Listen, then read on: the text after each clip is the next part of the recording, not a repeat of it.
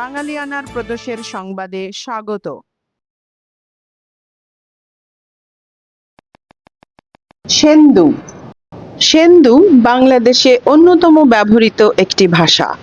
বাংলাদেশে 200 মানুষের মাতৃভাষা সেন্দু। বাংলাদেশের পার্বত্য চট্টগ্রামে এই ভাষার মানুষ বাস করেন। এটি একটি বিপন্ন ভাষা। ভাষাটির লিখিত রূপ নেই। বাংলাদেশের ভাষাতাত্ত্বিক বৈচিত্র্যের অন্যতম সম্পদ এই ভাষাটি।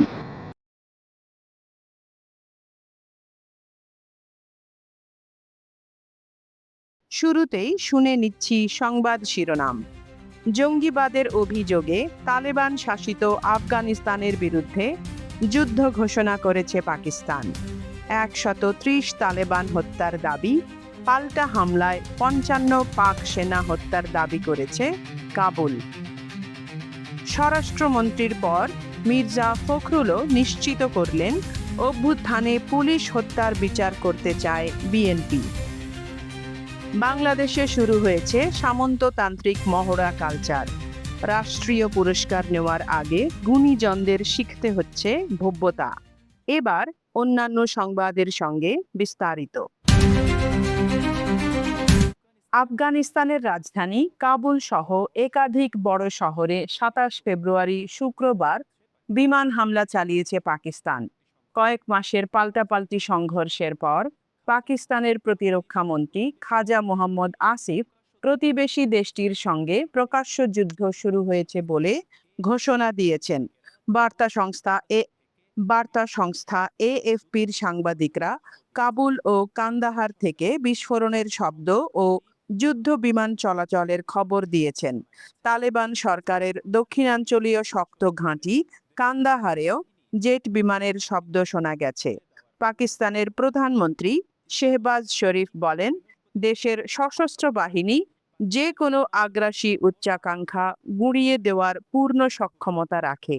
ইসলামাবাদের দাবি, বৃহস্পতিবার রাতে আফগান বাহিনী পাকিস্তানি সীমান্তরক্ষীদের ওপর হামলা চালায়। তার আগেও আফগান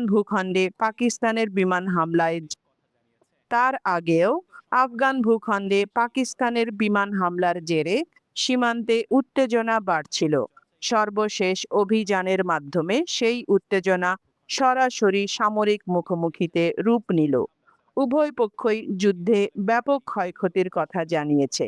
তবে নিহতের সংখ্যা নিয়ে দুই দেশই পরস্পর বিরোধী তথ্য দিয়েছে, যা বাঙালিয়ানা স্বতন্ত্রভাবে যাচাই করতে পারেনি। পাকিস্তানের অভিযোগ, আফগানিস্তান তাদের ভূখণ্ডে জঙ্গিদের আশ্রয় দিচ্ছে, যারা পাকিস্তানে হামলা চালাচ্ছে।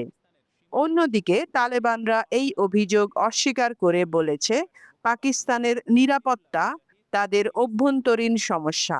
দীর্ঘদিনের এই বিরোধের জেরে 2600 কিলোমিটার দীর্ঘ সীমান্ত জুড়ে এখন দীর্ঘমেয়াদী সংঘাতের আশঙ্কা তৈরি হয়েছে।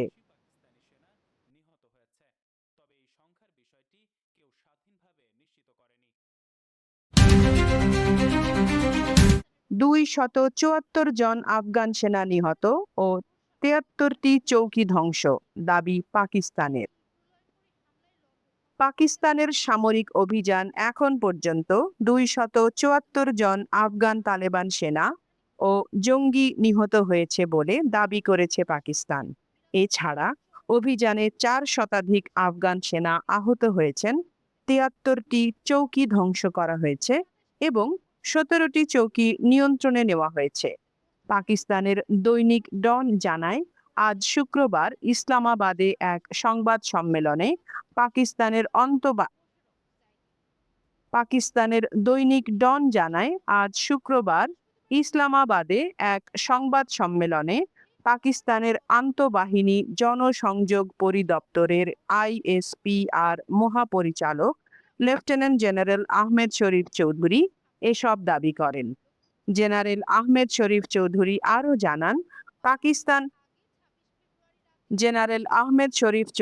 আরও জানান, প্রাথমিক হিসাব অনুযায়ী আফগান বাহিনীর অন্তত 115টি ট্যাঙ্ক, সাঁজোয়া যান এবং কামান ধ্বংস করা হয়েছে।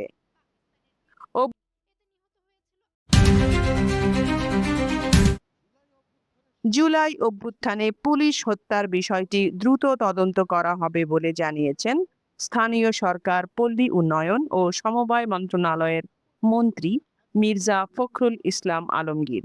তিনি উল্লেখ করেন, এ বিষয়ে স্বরাষ্ট্রমন্ত্রী যা বলেছেন সরকার সে পথেই হাঁটবে। ২৭ ফেব্রুয়ারি দুপুরে ঠাকুরগাঁও শহরের হাজীপাড়া হাফিজিয়া মাদ্রাসার নতুন ভবন উদ্বোধন শেষে সাংবাদিকদের সঙ্গে আলাপকালে তিনি একথা বলেন। ২০২৪-এ ছাত্র জনতার আন্দোলনের সময় ঢাকা সহ সারা দেশের বিভিন্ন স্থানে পুলিশের স্থাপনাগুলোয় ব্যাপক হামলা ও অগ্নিসংযোগ করা হয়েছিল এবং পুলিশ সদস্যদের হত্যা করা হয়েছিল। পুলিশ সদর দপ্তর জানিয়ে পুলিশ সদর দপ্তর জানিয়েছিল ৪৪ জন সদস্যকে হত্যা করা হয়েছে। পুলিশ কর্মকর্তারা যদিও এত কম সদস্যের মৃত্যুর বিষয়টি মানতে নারাজ, তাদের মতে নিহতের সংখ্যা অনেক বেশি। তারা অন্তর্বর্তী সরকারের কাছে তদন্তের দাবি উঠালে তা আমলে নেওয়া হয়নি। তবে নতুন সরকার আসার পর পুলিশ হত্যা এবং স্থাপনায় হামলার ঘটনাগুলোর তদন্তে গ্রিন সিগন্যাল মিলেছে। স্বরাষ্ট্র মন্ত্রণালয় ও পুলিশ সূত্র বলেছে, নতুন সরকার দায়িত্ব নেওয়ার পর পুলিশের স্থাপনায় হামলা ও সদস্যদের হত্যা করার বিষয়টি আলোচনায় আসে। স্বরাষ্ট্রমন্ত্রী সালাউদ্দিন আহমেদও সাম্প্রতিক সময়ে জানিয়েছিলেন, সরকার পুলিশ হত্যার তদন্ত ও বিচার করতে চায়। সম্প্রতি কবি মোহন রায়হানের বাংলা একাডেমি পুরস্কার পাওয়া না পাওয়া ঘিরে একটি বিষয় সামনে এসেছে। মোহন রায়হান নিজেই জানিয়েছেন, তিনি আগের দিন স্পেশাল সিকিউরিটি ফোর্স আয়োজিত মহড়ায় অংশ নেন। অর্থাৎ রাষ্ট্রীয় পুরস্কার প্রদানের আগে এখন মহড়ার নামে গুণীজনদের ডেকে তাদের ভদ্রতার প্রশিক্ষণ দেওয়া হচ্ছে, যেমনটা দেওয়া হয় ইউরোপের অনেক দেশে রাজা বা রানীদের সংস্পর্শে আসার ক্ষেত্রে। বাংলাদেশ রাজতন্ত্র নয়, গণতন্ত্র। এদেশের সরকার প্রধানকে নিয়োগ দেয় দেশের জনগণ। সে দেশের গুণীজনদের কেন ইউরোপীয় সমাজতান্ত্রিক পদ্ধতিতে মহড়া দিতে হবে সে প্রশ্ন উঠেছে। সমাজ বিশ্লেষকরা মনে করেন, এটা রাজনীতিবিদদের একাংশের নিজেকে জনগণের চেয়ে বড় করে দেখার প্রক্রিয়ার অংশ। জানা যাচ্ছে, আগে এ ধরনের কোনো নিয়ম চালু ছিল না। বছর দুয়েক আগে এই মহড়া প্রথার উদ্ভব। দেশে এখন নির্বাচিত সরকার, যারা রাজা নন। সরকার প্রধানও এমন ব্যক্তি নন যিনি সারা জীবন রাজার মতো কোনো এনজিওদের গদি সামলাচ্ছেন।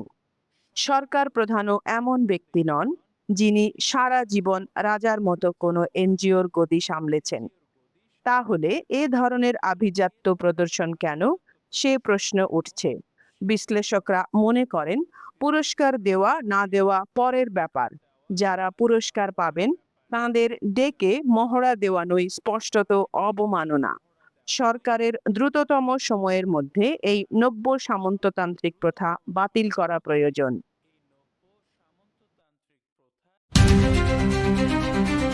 ২০০৪ সালের ২৭ ফেব্রুয়ারি বইমেলা থেকে বাসায় ফেরার পথে ঢাকা বিশ্ববিদ্যালয়ে হামলার শিকার হন প্রথা বিরোধী লেখক হুমায়ুন আজাদ। এই ঘটনা নিয়ে বাঙালিয়ানার বিশেষ প্রতিবেদন দেখতে ক্লিক করুন আই বাটনে।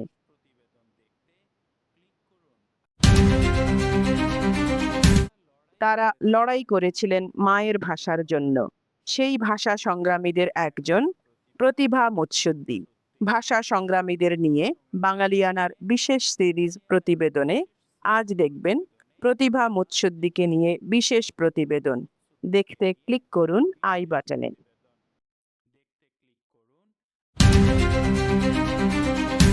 জাতিসংঘের ৮১তম সাধারণ পরিষদ অধিবেশনের সভাপতি পদে লড়বে বাংলাদেশ। এ পদে বাংলাদেশের প্রতিদ্বন্দ্বী ইউরোপের দেশ সাইপ্রাস। আলোচনায় থাকা যুদ্ধ বিধ্বস্ত দেশ ফিলিস্তিন তাদের প্রার্থিতা প্রত্যাহার করে নিয়েছে। নির্বাচন অনুষ্ঠিত হবে আগামী ২ জুন। পররাষ্ট্র মন্ত্রণালয় সূত্র জানিয়েছে, প্রধানমন্ত্রী তারেক রহমান পররাষ্ট্রমন্ত্রী ডক্টর খলিলুর রহমানকে বাংলাদেশের প্রার্থী হিসেবে মনোনয়ন দিয়েছেন। ভোটের আগে সমন্বিত কূটনৈতিক প্রচারণা নিশ্চিত করতে প্রয়োজনীয় নির্দেশনা দিয়েছেন তিনি।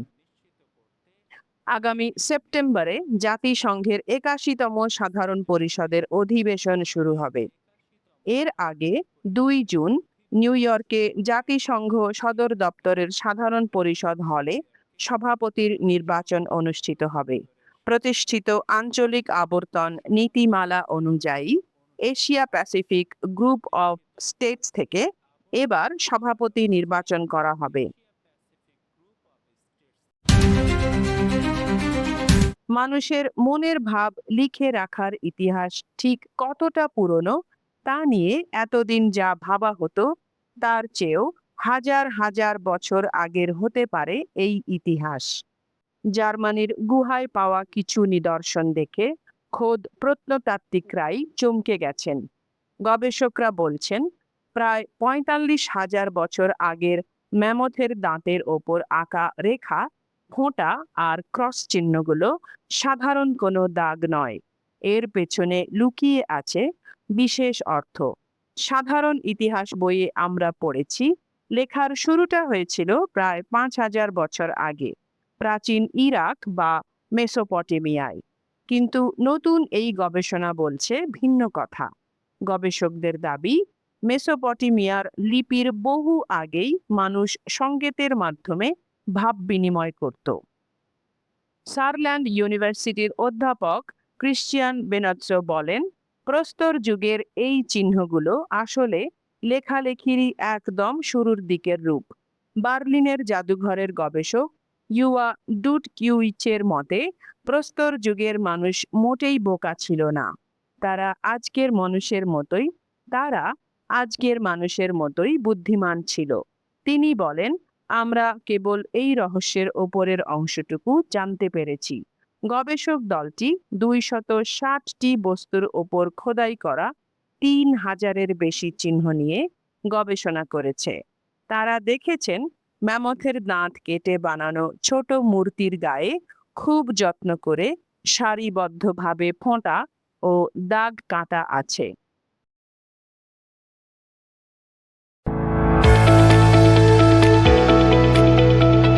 এবার শুনে নিচ্ছি বাঙালিয়ানা বাণিজ্য সংবাদ। ১৭০ বছর পর আবার বন্ধ হলো ইস্ট ইন্ডিয়া কোম্পানি। ভারতবর্ষে ব্রিটিশ ঔপনিবেশিক শাসনের সূচনা ঘটানো ইস্ট ইন্ডিয়া কোম্পানি দ্বিতীয়বারের মতো বন্ধ ঘোষণা করা হলো। ইতিহাসের অন্যতম শক্তিশালী এই কর্পোরেট সাম্রাজ্য প্রায় ১৫২ বছর আগে নিষ্ক্রিয় হয়ে পড়ে। পরে ২০১০ সালে ব্রিটিশ ভারতীয় ব্যবসায়ী সঞ্জীব মেহতা ইস্ট ইন্ডিয়া কোম্পানির নামের স্বত্ব কিনে নিয়ে লন্ডনে এই কোম্পানিকে বিলাস পণ্যের খুচরা ব্র্যান্ড হিসেবে পুনরুজ্জীবিত করেন। ইস্ট ইন্ডিয়া ট্যুরের এক প্রতিবেদনে বলা হয়েছে ইস্ট ইন্ডিয়া কোম্পানির সেই আধুনিক সংস্করণও এবার দেউলিয়া হয়ে অবসায়ন প্রক্রিয়ায় গেছে।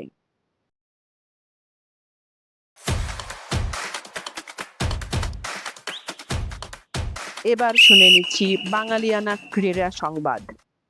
সাবেক যুব ও ক্রীড়া উপদেষ্টা আসিফ মাহমুদের বিরুদ্ধে দুর্নীতির অভিযোগ এনে দুদক কার্যালয়ে এক অনাকাঙ্ক্ষিত পরিস্থিতি তৈরি করেছে সাকিব আল হাসানের একদল অনুসারী।